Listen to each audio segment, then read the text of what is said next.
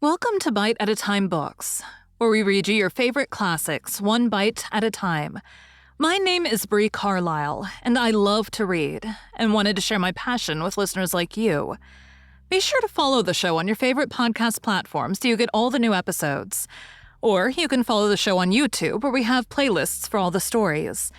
You can find us on all the social medias at Bite at a Time Books, or on our website, biteatatimebooks.com, where you can also sign up for our newsletter for more information on what we're reading and what's coming next for the podcasts. We're part of the Bite at a Time Books Productions Network. If you'd also like to hear what inspired your favorite classic author to write their novels, and what was going on in the world at the time, check out the Bite at a Time Books Behind the Story podcast, Tuesdays, wherever you listen to podcasts. Today we'll be continuing The Valley of Fear by Arthur Conan Doyle. Chapter 1. Bite 2. Sherlock Holmes had pushed away his untasted breakfast and lit the unsavory pipe which was the companion of his deepest meditations. "I wonder," said he, leaning back and staring at the ceiling. "Perhaps there are points which have escaped your Machiavellian intellect. Let us consider the problem in the light of pure reason. This man's reference is to a book. That is our point of departure." A somewhat vague one. "Let us see then if we can narrow it down. As I focus my mind upon it, it seems rather less impenetrable. What indications have we as to this book?" "None." Well, it is surely not quite so bad as that. The cipher message begins with a large 534, does it not? We may take it as a working hypothesis that 534 is the particular page to which the cipher refers. So our book has already become a large book, which is surely something gained. What other indications have we as to the nature of this large book? The next sign is C2. What do you make of that, Watson? Chapter the second, no doubt? Hardly that, Watson. You will, I am sure, agree with me that if the page be given, the number of the chapter is immaterial. Also that if page 534 finds us only in the second chapter, the length of the first one must have been really intolerable. "Column," I cried. "Brilliant, Watson. You are scintillating this morning. If it is not column, then I am very much deceived. So now, you see, we begin to visualize a large book printed in double columns which are each of a considerable length, since one of the words is numbered in the document as a 293rd. Have we reached the limits of what reason can supply?" "I fear that we have."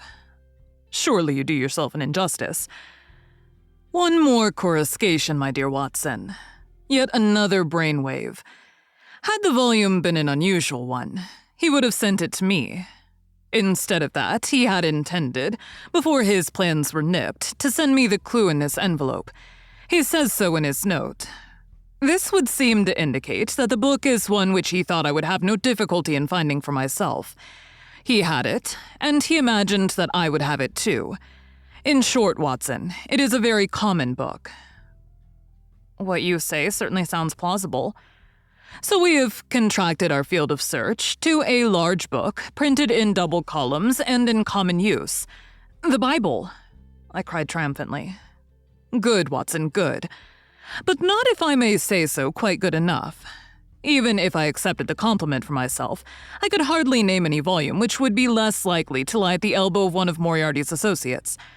Besides, the editions of Holy Writ are so numerous that he could hardly suppose that two copies would have the same pagination.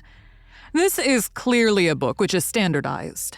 He knows for certain that his page 534 will exactly agree with my page 534. But very few books would correspond with that. Exactly. Therein lies our salvation. Our search is narrowed down to standardized books which anyone may be supposed to possess. Bradshaw. There are difficulties, Watson. The vocabulary of Bradshaw is nervous and terse, but limited. The selection of words would hardly lend itself to the sending of general messages. We will eliminate Bradshaw. The dictionary is, I fear, inadmissible for the same reason. What then is left? An almanac. Excellent, Watson.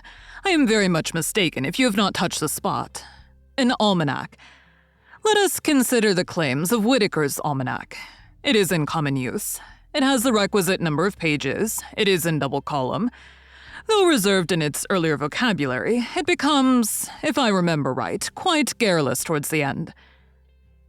He picked the volume from his desk. Here is page 534, column 2. A substantial block of print dealing, I perceive, with the trade and resources of British India. Jot down the words, Watson. Number 13 is Maratha. Not, I fear, a very auspicious beginning. Number 127 is government, which at least makes sense, though somewhat irrelevant to ourselves and Professor Moriarty. Now, let us try again. What does the Maratha government do? Alas, the next word is pig's bristles. We are undone, my good Watson. It is finished. He had spoken in jesting vein, but the twitching of his bushy eyebrows bespoke his disappointment and irritation. I sat helpless and unhappy, staring into the fire. A long silence was broken by a sudden exclamation from Holmes, who dashed at a cupboard from which he emerged with a second yellow-covered volume in his hand. "We pay the price, Watson, for being too up-to-date," he cried. "We are before our time, and suffer the usual penalties. Being the 7th of January, we have very properly laid in the new almanac.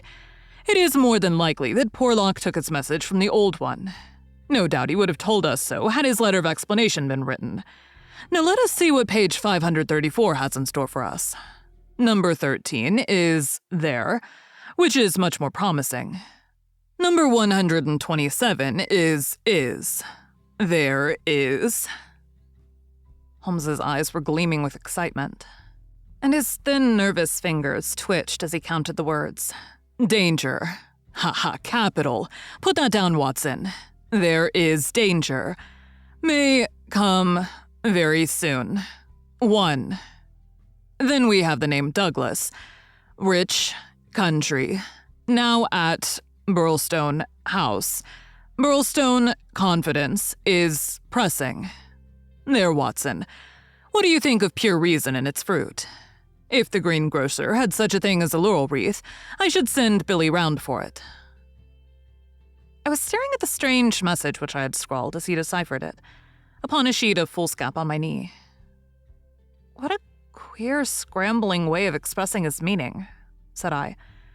On the contrary, he has done quite remarkably well, said Holmes. When you search a single column for words with which to express your meaning, you can hardly expect to get everything you want. You are bound to leave something to the intelligence of your correspondent. The purport is perfectly clear. Some deviltry is intended against one Douglas, whoever he may be, residing, as stated, a rich country gentleman. He is sure, confidence was as near as he could get to confident, that it is pressing. There is our result, and a very workmanlike little bit of analysis it was. Holmes had the impersonal joy of the true artist in his better work, even as he mourned darkly when it fell below the high level to which he aspired. He was still chuckling over his success when Billy swung open the door and Inspector MacDonald of Scotland Yard was ushered into the room. Those were the early days at the end of the 80s, when Alec MacDonald was far from having attained the national fame which he has now achieved. He was a young but trusted member of the detective force, who had distinguished himself in several cases which had been entrusted to him. His tall, bony figure gave promise of exceptional physical strength, while his great cranium and deep-set, lustrous eyes spoke no less clearly of the keen intelligence which twinkled out from behind his bushy eyebrows. He was a silent, precise man, with a dour nature and a hard Aberdonian accent. Twice already in his career had Holmes helped him to attain success, his own sole reward being the intellectual joy of the problem. For this reason, the affection and respect of the Scotchman for his amateur colleague were profound, and he showed them by the frankness with which he consulted Holmes in every difficulty. Mediocrity knows nothing higher than itself, but talent instantly recognizes genius. And MacDonald had talent enough for his profession to enable him to perceive that there was no humiliation in seeking the assistance of one who already stood alone in Europe, both in his gifts and in his experience. Holmes was not prone to friendship, but he was tolerant of the big Scotchman and smiled at the sight of him. "You are an early bird, Mr. Mac," said he. "I wish you luck with your worm. I fear this means that there is some mischief afoot." "If you said hope instead of fear, it would be nearer the truth. I'm thinking, Mr. Holmes," the inspector answered with a knowing grin. "Well, maybe a wee nip would keep out the raw morning chill. No, I won't smoke, I thank you. I'll have to be pushing on my way, for the early hours of a case are the precious ones, as no man knows better than your own self. But... The inspector had stopped suddenly and was staring with a look of absolute amazement at a paper upon the table. It was the sheet upon which I had scrawled the enigmatic message. "Douglas," he stammered. "Burlstone. What's this, Mr. Holmes?